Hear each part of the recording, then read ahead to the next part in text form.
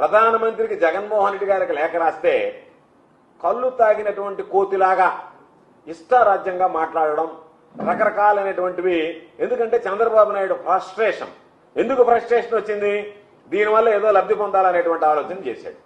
ఓ 2-3 రోజులు గడిచిపోయేటప్పటికీ అతి సామాన్యుడు కూడా ఓహో ఇది జరగలేదు, ఇది వాస్తవం కాదు, చంద్రబాబు నాయుడు కేవలం రాజకీయ కుట్ర కోణంలో దీన్ని చూడడానికి ప్రయత్నం చేస్తున్నాడు, నానా రాద్ధాంతం సృష్టిస్తున్నాడు, దాని పరవసానం ఇదేనేటువంటిది అర్థమైపోయింది. కాబట్టి ఈరోజు చంద్రబాబు నాయుడు తాను సృష్టించుకున్నటువంటి సుడిగుండంలో తానే ఇరుక్కున్నట్టుగా, తానే విలవెల్లాడినట్టుగా పరిస్థితి ఏర్పడింది. కాబట్టి ఈరోజు చంద్రబాబు నాయుడు దానిలో నుంచి బయటకు రావడానికి రకరకాలైనటువంటి ప్రయత్నాలు, ఆ ఫ్రస్ట్రేషన్ లో మాట్లాడేటువంటి పరిస్థితి ఏర్పడింది. ఈరోజు నేను అడుగుతున్నా, ఇప్పటి వరకు జరిగినటువంటి విషయాల గురించి మాట్లాడితే చంద్రబాబు నాయుడు నెయ్యి వెళ్ళింది అన్నాడు, అపచారం జరిగిపోయింది అన్నాడు, సంప్రోక్షణ చేయించాలన్నాడు, రకరకాలైనటువంటి దేవుడికి సంబంధించినటువంటి దాంట్లో ఏది చేయించాలన్నా ఒక భక్తుడుగా నేను కూడా వాటిని ఏమి తప్పు పట్టను. కానీ జరగరాంది ఏదో జరిగింది అనేటువంటి ఒక అభూత కల్పన సృష్టించి దాని మీద ఈ కార్యక్రమాలు చేయాలనేటువంటి దుర్మార్గమైనటువంటి ఆలోచన చంద్రబాబు చేయడం అనేటువంటిది సరైనటువంటి పద్ధతి కాదు.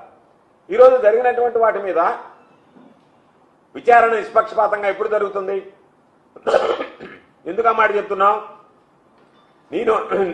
నీ నోటి గుండా నువ్వే ఏం మాట్లాడుతున్నావు, చంద్రబాబు నోటి గుండా చంద్రబాబు ఏం మాట్లాడుతున్నాడు, ఇది జగన్మోహన్ రెడ్డి గారికి గతంలో ఉన్నటువంటి ప్రభుత్వానికి ఆపాదించేటువంటి ప్రయత్నం చేశాడు. అటువంటి మాటలు మాట్లాడేటువంటి నువ్వు ఇది నిష్పక్షపాతంగా విచారణ జరగాలి అంటే నీ ఆధ్వర్యంలో నీ ఆధీనంలో జరగడం శ్రేయస్కరం కాదు. దానిని నువ్వు కూడా కోరుకోకూడదు, భక్తులు కూడా కోరుకోవడం లేదు, ప్రజలు కూడా ఇష్టపడడం లేదు. ప్రజలందరూ కోరుకునేది నిష్పక్షపాతంగా దీని మీద దర్యాప్తు జరగాలి అంటే ఏదైనా కేంద్ర ప్రభుత్వ ఆధీనంలో ఉండేటువంటి స్వయం ప్రతిపత్తి కలిగినటువంటి సంస్థ ద్వారా, సిబిఐ లాంటిదో అలాంటి దాని ద్వారా లేదా సుప్రీంకోర్టు జడ్జి ద్వారానో విచారణ జరిపిస్తే అసలు అక్కడ ఏ సిస్టమ్ ఉంది, ఏమి తప్పు జరిగింది అనేటువంటి వాస్తవాలు వెలుగులోకి చూస్తాయి.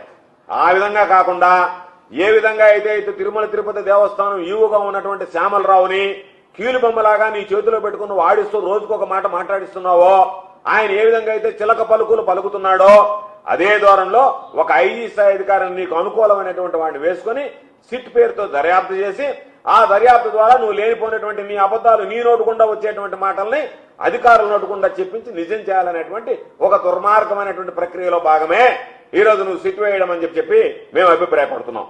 కాబట్టి ఈరోజు ఒక్కసారి చూస్తే మొదట నువ్వు మాట్లాడినప్పుడు ఒక మాట మాట్లాడావు, అనిమల్ ఫ్యాట్ ఉందని చెప్పి మాట్లాడావు. ఈవో గారు ఏం చెప్పాడు, దాంట్లో వెజిటబుల్ ఫ్యాట్ ఉన్నట్టుగా కనుక్కున్నాం, డాల్డా వనస్పతిలో ఉండేటువంటి విధంగా ఉన్నాయి అని చెప్పి మాట్లాడాడు.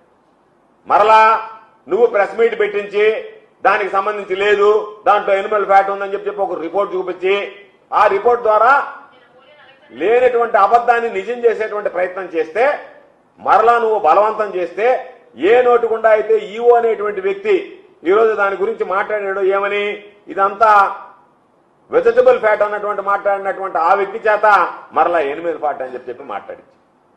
ఈరోజు మా దగ్గర ఆధారాలు అన్నీ ఉన్నాయి, ఎవరెవరు ఎంతెంత సప్లై చేశారనేటువంటి ఆధారాలు ఉన్నాయి, మీడియాకు కావాలంటే ఇస్తాం.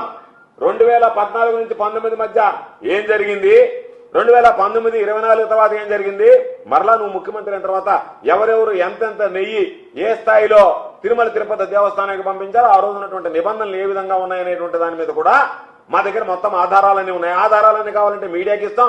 పాపం చంద్రబాబు నాయుడు మర్చిపోయినాడేమో అల్జీమర్స్ తో, చంద్రబాబు నాయుడు కూడా ఒక కాపీ కావాలంటే పంపిస్తాం. ఎందుకంటే చంద్రబాబు నాయుడికి ఇతర ప్రభుత్వాల మీద ఆరోపణలు తప్ప తన ప్రభుత్వం చేసినటువంటి దోషాలు ఎప్పుడూ కనిపించేటువంటి పరిస్థితి ఉండదు కాబట్టి.